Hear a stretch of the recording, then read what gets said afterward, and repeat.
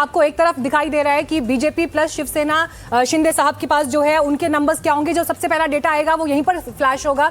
इसके अलावा जो दूसरा अहम इंपॉर्टेंट यहाँ पर की प्लेयर है जिसमें ठाकरे ब्रदर्स साथ में है, शिवसेना, यूबीटी और एमएनएस, उनका डेटा आपको नजर आएगा। और देखिए तीसरा खेमा भी है, कांग्रेस प्लस वीबीए, उनकी क्या पोजीशनिंग रहती है, पहला डेटा आपको इसकी झलक दे देगा। लेकिन पूजा सीधे आपका रुख यहां पर करते हुए देखिए, जिस बात का जिक्र यहां पर जितेंद्र भी कर रहे हैं, शिवसेना ने, अनडिवाइडेड शिवसेना ने एक छत्र राज किया है बीएमसी पर। और इस चुनाव में जिस तरह से हिंदू स्वाभिमान, मराठी वोटर का मुद्दा, मराठी अस्मिता का मुद्दा छाया है, मुस्लिम मेयर होगा, हिंदू मेयर होगा या फिर मराठी मेयर होगा, ये सारे वो बिंदु हैं जो हाईलाइटेड रहे पूरे इलेक्शन कैंपेन में।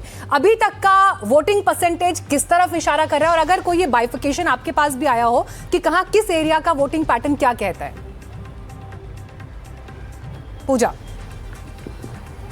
देखिए इस वक्त 3:30 के आंकड़े, 3:30 बजे तक के अगर आंकड़े देखें, परसेंटेज देखें तो 41% के आसपास का वोटिंग परसेंटेज है। और जिस तरह से वोटिंग परसेंटेज अचानक से ये बढ़ा है, उस हिसाब से मुझे लगता है कि जिस तरह से इससे पहले हम बीएमसी के चुनावों में देखते रहे हैं 55% के आसपास, 50 से 55% के आसपास, उसके आसपास की ये वोटिंग परसेंटेज हो सकती है।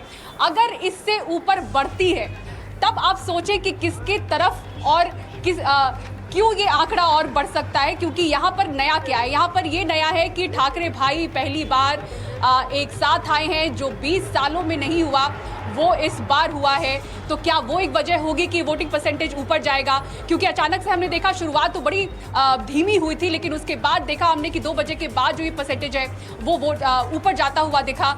और अब जो फाइनल परसेंटेज आएगा, क्योंकि वोटिंग अब बंद हो चुकी है, 5:30 तक का समय था, जो कतार में पहले से खड़े थे उन्हें देने दिया जाएगा वोट। और कुछ समय के बाद अब जो फाइनल परसेंटेज है वो भी हमारे सामने होगा, वोट शेयर कितना इस बार टोटल वोट हुआ है। लेकिन राम